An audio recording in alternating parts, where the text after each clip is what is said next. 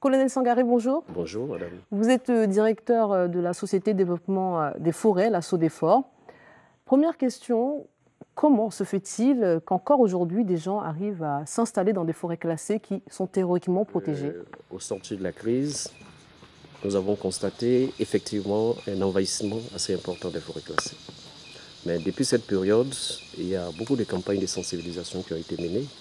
Malheureusement, force est de constater qu'on continue toujours, malgré toutes les campagnes que nous mettons, malgré toutes les arrestations que nous faisons, malgré aussi les interpellations des personnes. Et chaque fois qu'on part en forêt, on continue de découvrir. Alors, je pense que ce que nous devons faire, c'est de continuer de sensibiliser jusqu'à ce que le citoyen lambda comprenne que la forêt classée, ce n'est pas là où il doit prospérer. Alors en 2015, lors de la conférence de Paris sur le climat, c'est-à-dire la COP21, les experts ont tiré la sonnette d'alarme et ils ont affirmé, je les cite, que la forêt ivoirienne va disparaître d'ici 25 ans si rien n'est fait pour limiter son exploitation. Qu'en pensez-vous? Je dirais que oui et non. S'il y a une prise de conscience, on travaille sur une ressource qui est renouvelable, je pense qu'il n'y a pas à s'inquiéter. En principe, les forêts peuvent repartir. Quels sont finalement les enjeux dans la protection, la préservation d'une forêt et quelles seraient les conséquences pour chacun de nous? Malheureusement, beaucoup ne le savent pas. Qu'il faut que la forêt soit là pour que l'agriculture puisse prospérer. Donc, la disparition de la forêt, aujourd'hui, la première des choses que ça va entraîner, c'est au niveau de la productivité agricole que nous allons le ressentir immédiatement. Donc, l'autre problème, c'est des déficits d'eau. Nous le connaissons déjà à Abidjan, où nous avons une forêt qui est juste à l'orée de la ville. Et lorsque cette forêt a commencé à être agressée, malheureusement, on a connu des problèmes d'eau à Yopougon, parce que les forages qui alimentent la ville, sinon une partie de la ville d'Abidjan, sont situés dans cette forêt. Donc, la disparition des forêts peut impacter sur des problèmes d'eau. La disparition des forêts peut également impacter sur, je dirais que, la vie animale, la biodiversité de façon générale. Bref, il y a beaucoup de facteurs qui expliquent que nous n'avons pas le choix. Il faut protéger les forêts pour ne même pas que l'humanité elle-même soit mise en difficulté. D'accord.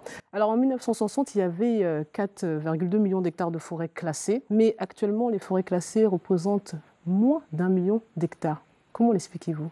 Effectivement, il y a une dégradation. Mais comment nous l'expliquons? C'est beaucoup de facteurs qui interviennent.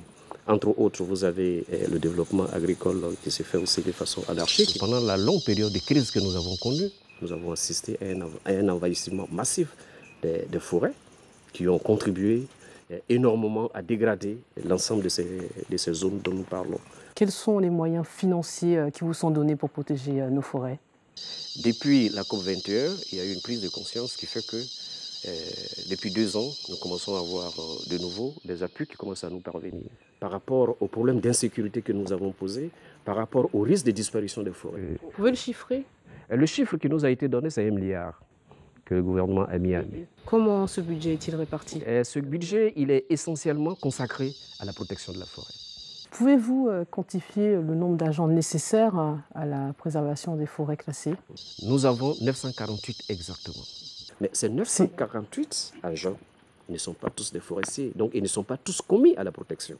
Il n'y a que 511 qui sont commis à la protection. Que vous appelez les agents techniques? Que nous appelons les agents techniques. Alors si vous faites un ratio par rapport aux agents techniques, qui sont des agents qui sont commis à la protection des forêts, vous vous retrouvez avec des ratios entre 10 et 11 000 hectares par personne, ce qui est dérisoire. Alors justement, quelles sont actuellement les zones les plus touchées par la déforestation? Les zones les plus touchées à l'heure actuelle, c'est les zones d'abord de l'ouest, les zones du sud-ouest et puis les zones de l'est. Alors à combien estimez-vous les pertes pour l'État liées justement à l'exploitation frauduleuse de ces forêts classées? Alors, lorsque nous avons fait notre plan de reboisement, nous avions prévu, par exemple, sur une période de 10 ans, réaliser un effort de reboisement de 350 000 hectares, c'est-à-dire 35 000 hectares par an. Si nous considérons qu'un hectare fait 600 000, si vous comptez, vous allez vous retrouver à peu près autour de 350 milliards à peu près. Mais il y a aussi l'impact sur l'économie de façon générale, parce que ça a impacté sur tout ce qui est production agricole, sur comment on appelle l'économie forestière.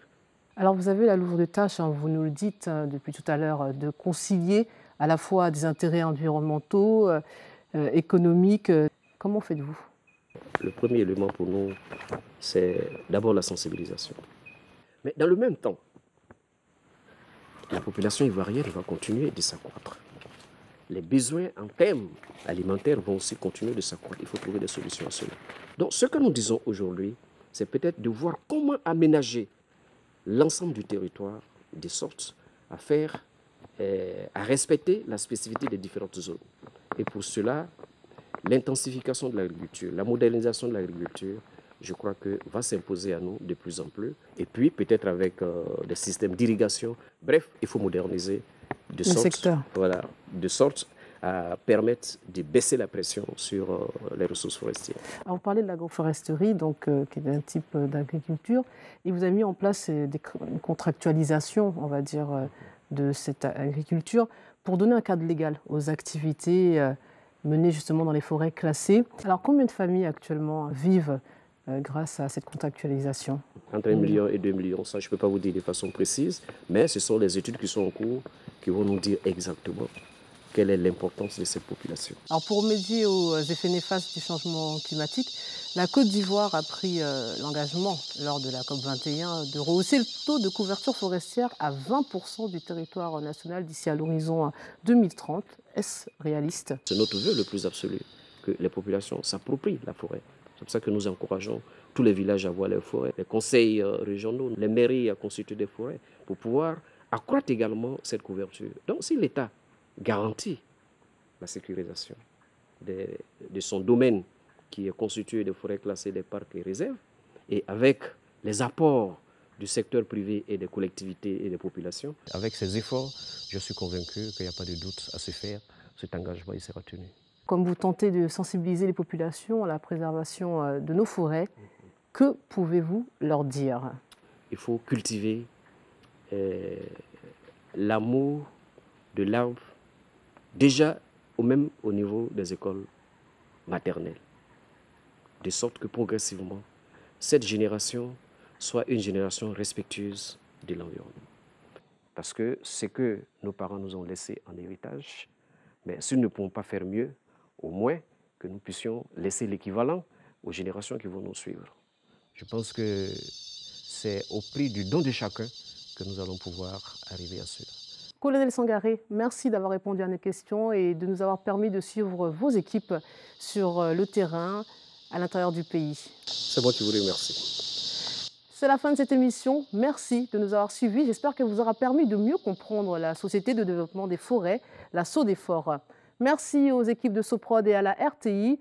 Très bonne suite des programmes sur RTI 1.